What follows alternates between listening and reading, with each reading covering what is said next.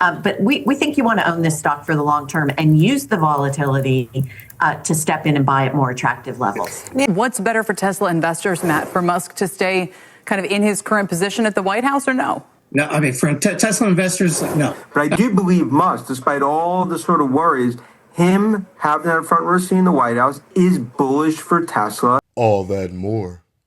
So let's get to it. Tesla stock is up in the pre-market a little over 1.5%, currently sitting at $361.51. Now, could this be a dead cat bounce? Is Tesla destined to fall back below the $1 trillion market cap waterline, or is this simply a recovery for the bullish chart to come? Let's not forget, for the week, Tesla is still down over 2.5%. Will today be the day that they climb into that positive territory? Maybe not just for the week even. Year to date, Tesla is down almost 7.5%. Quite a few differing viewpoints on Wall Street regarding TSLA. But more importantly, Elon Musk. The Techno King's activity in government affairs seems to be a point of contention, or the catalyst that is going to drive TSLA to even greater heights. Let me show you what I mean. Tesla shares rebounding today after a 5-day slide. The stock has fallen over 30% from a record high it hit back in December. So what's next for Tesla? CEO Elon Musk puts a lot of his time into the Department of Government Efficiency, because it's been interesting seeing some of the sales data, particularly out of Europe, that's been under pressure for Tesla. And I wonder if you are rethinking any risk to Tesla that is associated with having an executive like Elon Musk at the top, or do you think that that data coming out of Europe, that soft sales data, is something else? I think a couple of things. If you go back and look at Tesla since the IPO, the stock is up on an annualized basis about 49% annually. And that's about a 33,000% total return, cumulative return since then. But during that period, the stock has been in a bear market 42% of the time. And so if you look back and say, when has it made sense to buy the stock? It was when Elon Musk was sleeping on the factory floor. It was when he was selling shares to buy Twitter. And I think this will again be a time when you say, it made sense to step in and add to holding.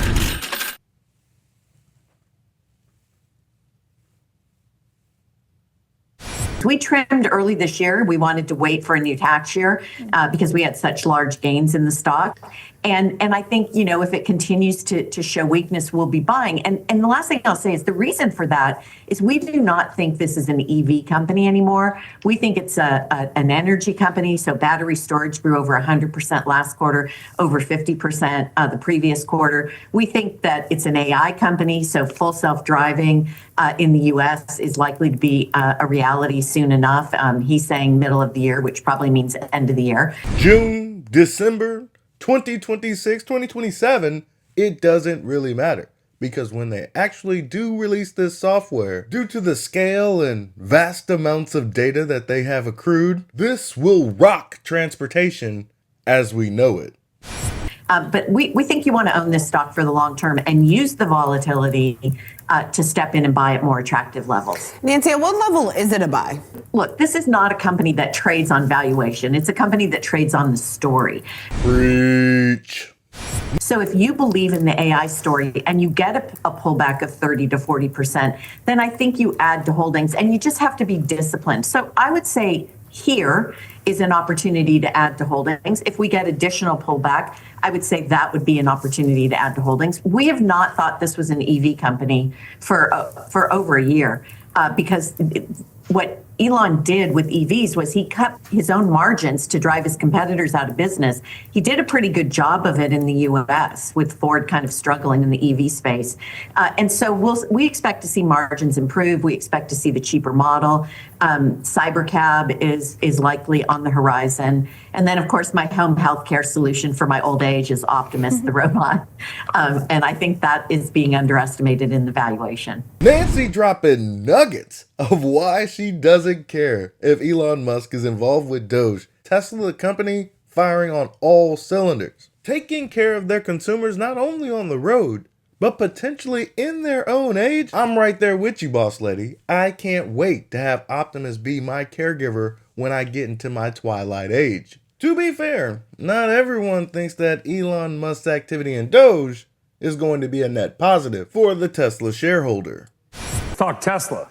Stock may be higher today, but it's had a rough few months, now about 30% down from its recent high. And maybe you don't care about Tesla or the stock, but your next guest says Tesla, the stock, could have an impact on the broader markets. Let's find out why. And I've said Tesla is one of, if not the most important stocks in the world because of this. How does Tesla potentially impact the macro market? I mean, the whole thing is that, we've had this situation where we had this, the Musk mystique or Musk premium that we've had in Tesla for a long time. But of course, it went to astronomical levels, right after the election because of his relationship with President Trump, and the stock doubled. The problem is it got ridiculously overbought, and really the fundamentals aren't getting a whole lot better. I mean, robotaxi, that was delayed coming out, and that was when he was, really focusing on Tesla. Now with them not focusing on Tesla, are these lower priced vehicles going to come out as quickly? Optimus robot, is that going to do as well? And so the stock is start to come down in a fairly significant way. And I worry that the same thing is going to happen with the AI situation. We've been waiting for 2 years for this earnings to broaden out and from the AI phenomenon.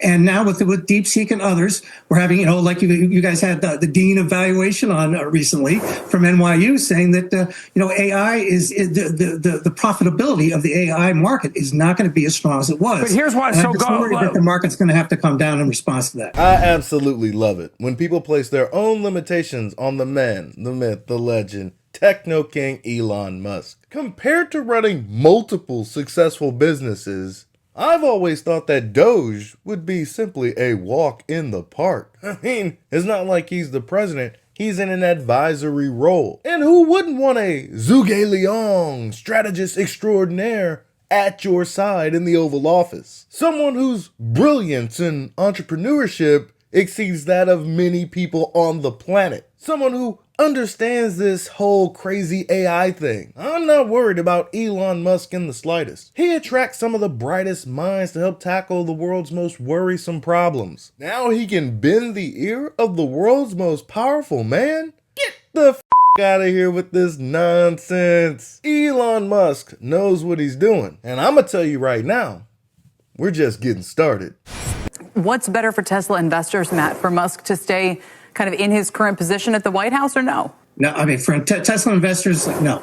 Is that going to be better for the country? That can certainly be argued, and it's a full-time job. We know he's been able to do 4 or 5 jobs at a time. When we start doing what he's doing right now with DOGE, that takes an incredibly huge amount of time. He's living there, for crying out loud. I think that makes it tough for Tesla shareholders on at least on an intermediate term basis. If you say so, but I think I'll take my chances. You think another trillion in market cap from here? Kelly, I think the golden goose is autonomous. I think that's worth $1 trillion in terms of valuation. The federal roadmap will now start to get paved. And that's ultimately, from a valuation perspective, I think autonomous and robotics is more than the company itself. So I get some of the brand issues and maybe some of the headwinds in DOGE and in terms of everything Musk is doing in the Beltway. But this continues to be the bet for the ages in terms of Musk betting on Trump, and that's going to hugely benefit Tesla. And that's why we think this golden buying opportunity in terms of this sell-off. Noise. Just a bunch of static. Let's be real quick. The man said that they're going to launch an unsupervised version of the software sometime in June. Obviously, FSD is not perfect, but it's the best thing you yourself personally can get your hands on. That says a lot to me right then and there. As Tesla chases perfection with this FSD technology, they're going to start monetizing this quick, fast, and in a hurry. As far as the Tesla shareholders that want Elon Musk to focus on his only publicly traded company, his baby Tesla, I've just got one thing to say. Tesla is no longer a baby. If we're talking about how long it's been publicly traded, it's a teenager. Elon Musk doesn't need to coddle this thing like a toddler. Thousands of people, all laser focused on the mission to get Tesla where it needs to be. This will happen with or without Musk. Granted, it'll be a little bit faster with Elon. I mean, you never want to subtract the inventor of our age from any of the projects, but he doesn't need to be a helicopter parent when it comes to Tesla. If this is going to be a major issue for any Tesla investors, they might want to reconsider whether or not they should be in the stock.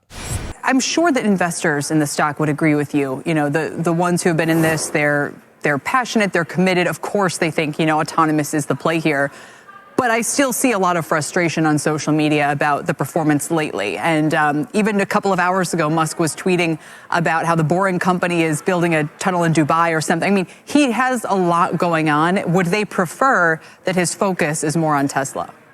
Yeah, look, I think a few years ago, that would have been the preference. But I think the reality is, I mean, even some of the stuff Seaman talked about, everything we're talking about in terms of AI, having that front row seat at the table in that Trump administration, that's bullish in terms of AI innovation. I think more and more projects, especially that come through and that he's going to drive, I think is going to be very important in the China tariff discussions. And they have a massive innovation line coming out in terms of Optimus, in terms of autonomous, everything we see with Austin in terms of June. So look, haters are going to hate as they always do in Tesla. But I just think this sell-off here, I think it's just a massive buying opportunity given we see a $2 trillion market cap on the horizon. Tell me about the China business. How much under threat is it, and what do you think might happen there on the tariff front? Yeah, look, I think they're actually going to be least exposed when it comes to China, just because I think there will be exclusions when it comes to tariffs for Apple, for Tesla, some of the chips from NVIDIA. And look, 40% plus of demand as well as manufacturing comes out of China. But that's also why, I mean, Musk is 10% politician, 90% CEO. He plays well in the sandbox in Beijing. They want that trophy case of Musk and Tesla in China. And he's one of the rare people, along with Cook, that's able to be successful in China as well as the U.S. And I think a lot of sort of the worries there are well overdone. I think growth will return in terms of the China market. All right.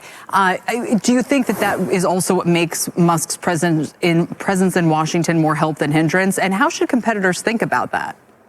Yeah, I mean, look, he's one of the rare ones that basically has that blessing from Beijing. And that's something from a Trump perspective as we get into these tariffs, as you'll see, obviously coming up today and just over the coming months, he's going to be a huge asset for Trump when it comes to China. He understands Beijing, has strong relationships in the government there, and also he understands AI. I mean, it goes back to NVIDIA, chips, everything we're seeing with Apple. That's why the street, I think, is kind of saying in this game of high-stakes poker, not as worried. That's what you're seeing in the stocks. But I do believe Musk, despite all the sort of worries, him having that front row seat in the White House is bullish for Tesla. And I think $1 trillion is the autonomous value. That's why I just view this as noise, despite some of the pain in terms of the sell-off. The way this has all panned out since the middle of 2024 is just evidence that Elon Musk is playing 4D chess while the rest of us are playing checkers. When the clock struck midnight on January 1st, 2024,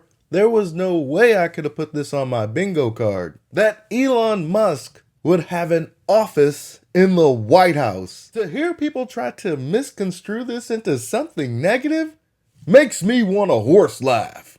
In conclusion, if you're a Tesla shareholder, have no fear. Elon Musk has put himself in a position to be quite valuable for Tesla, the company. Despite the buying and selling action of TSLA, you can rest assured that the years leading up to the turn of the decade are going to be quite beneficial to Tesla, the company. And quite frankly, this good fortune couldn't have come at a more critical time in Tesla's history. Full self-driving unsupervised is on the horizon. Tesla is making great strides in their humanoid robot Optimus. The transformation of Tesla being known as just an automotive company is well underway. An evolution that will extend them beyond battery electric vehicles, battery storage, into something more like a software as a service model. If you think the App Store for Apple or AWS has been quite lucrative for their respective companies, you haven't seen anything yet. The various opportunities that await Tesla by 2030, yeah, it puts a smile on my face every time I'm able to press the buy button and accumulate more TSLA. That's all I've got for you today. be easy.